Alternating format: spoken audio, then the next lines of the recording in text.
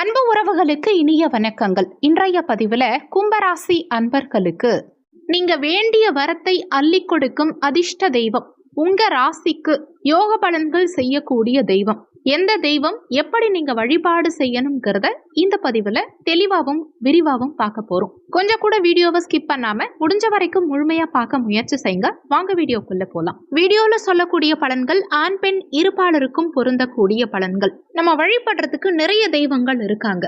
குலதெய்வம், இஷ்ட தெய்வம், இப்படி நிறைய தெய்வங்கள் இருக்கு. இஷ்ட தெய்வம்ங்கிறது நம்ம விரும்பி இஷ்டப்பட்டு வழிபாடு செய்யக்கூடிய தெய்வம். நம்ம விரும்பி வழிபட்டதனால கொடுக்கக்கூடிய தெய்வம் இஷ்ட தெய்வம். ஆனா குலதெய்வம் அப்படி கிடையாது.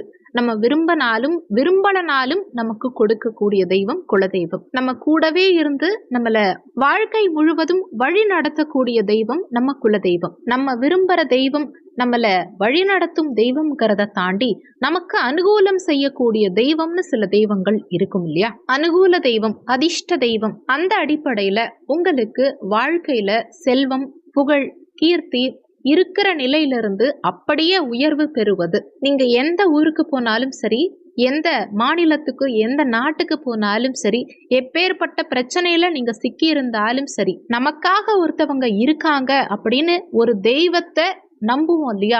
அந்த ஒரு மன தைரியத்தை கொடுக்கும் இல்லையா?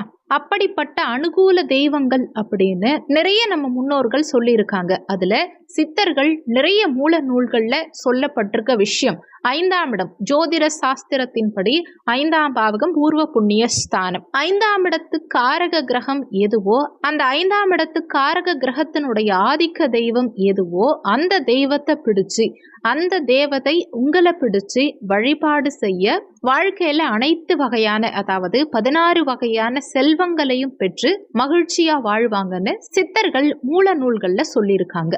கும்பராசியை பொறுத்த வரைக்கும் அவிட்டம் 3, 4ஆம் பாதங்கள், சதயம் 1, 2, 3, 4ஆம் பாதங்கள், பூரட்டாதி 1, 2, 3ஆம் பாதத்தை உள்ளடக்கியது கும்பராசி. கும்பராசிக்கு அதிபதி சனி பகவான். கும்பராசி கால புருஷனுக்கு லாபராசி, 11ஆம் ராசி. நீங்க என்னதான் உழைச்சாலும், எவ்வளவு வேலை பார்த்துட்டே இருந்தாலும் உங்களுக்கு முறையான ஊதியமும் லாபமும் கிடைக்கலன்னா அந்த தொழில் மேல உங்களுக்கு ஒரு ஈடுபாடுங்கிறது வராது. இவங்க என்ன உழைச்சாலும் இவங்களுக்கு லாபம் கிடைக்குதா அப்படின்னா நடக்கும் தசாபுத்தியை பொறுத்து சில நேரங்கள்ல தொழில் தடைகள், தொழில் பிரச்சனை, பண பிரச்சனை, அதிகப்படியான கடன்ல போய் சிக்கிக்கிறது, இந்த மாதிரியான சூழ்நிலைகளை எல்லாம் அனுபவிக்க வேண்டி வரும்.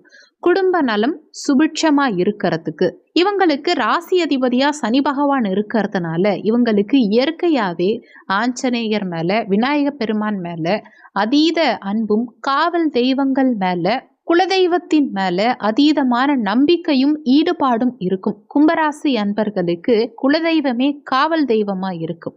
ஆனாலும் நம்ம வீட்டில் பூஜை அறையில கண்டிப்பா நிச்சயமா இவங்க வச்சு வழிபாடு செய்ய வேண்டிய தெய்வம் எதுன்னா, கும்பராசிக்கு 5ஆவது ராசி மிதுனமனை, புதனுடைய வீடு. புதன்னு சொல்லிட்டாலே கல்வி அறிவு, புதன்னு சொல்லிட்டாலே ஒரு விஷயத்தை இன்னொருத்தவங்களுக்கு பேசி புரிய வைக்கக்கூடிய சாதுரியம், புத்தி சாதுரியம், இதுக்கெல்லாம் காரகத்துவம் வைக்கக்கூடிய கிரகம் புதன் பகவான். அப்போ சொல்வாங்க, ஒருத்தவங்களுக்கு கல்வி செல்வம், எத்தனை விதமான செல்வம் இருந்தாலும் சரி, கற்றோருக்கு சென்ற இடமெல்லாம் சிறப்பு. கும்பராசி அன்பர்கள் போகும் இடமெல்லாம் சிறப்பு. ஏன்னா 5க்கு அதிபதி புதனா இருக்கிறதுனால கல்வி அறிவு அதிகம் இருக்கும். இதுதான் உங்களுக்கான தன வருமானத்தை கொடுக்கக்கூடிய அறிவு. அதுக்குரிய கிரகம் சரஸ்வதி தேவி.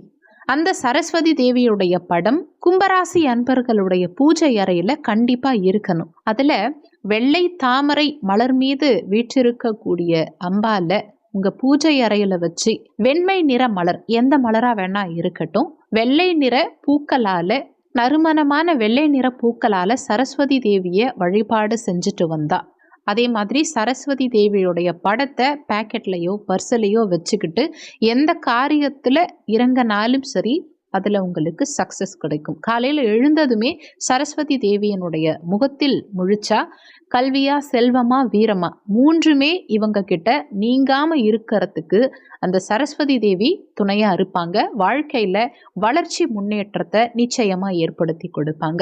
சொல்லியிருக்கக்கூடிய பலன்கள் கோச்சார பலன்கள். இது வெறும் 20% தான் ஒர்க் பண்ணும். மீதி 80% உங்க சுய ஜாதகத்துல ஜனன கால ஜாதகத்துல உங்களுக்கு என்ன தசாபுத்தி நடக்குது, தசாநாதனும் புத்திநாதனும் எங்க சஞ்சாரம் செய்யறாங்க, என்ன மாதிரியான சாரம் வாங்கியிருக்காங்க, இந்த மாதிரி நிறைய விஷயங்களை பொறுத்து 80% உங்க வாழ்க்கையில எல்லாமே நடக்கும். அதனால வீடியோல சொல்லி இருக்கிறது அப்படியே என் வாழ்க்கையில நடக்கும்னு நினைச்சு எதுவும் பயப்பட வேண்டாம். ஜாதகம் பார்க்கறதா இருந்தா வீடியோல ஜாதகம் பார்க்கன்னு கொடுத்திருக்க நம்பருக்கு வாட்ஸ்அப் பண்ணுங்க. இந்த வீடியோல உங்களுக்கு ஏதாவது சந்தேகம் இருந்தா கீழே இருக்க கமெண்ட் செக்ஷன்ல சொல்லுங்க. நன்றி. மற்றும் ஒரு நல்ல பதிவோடு மீண்டும் உங்களை சந்திக்கிறோம்.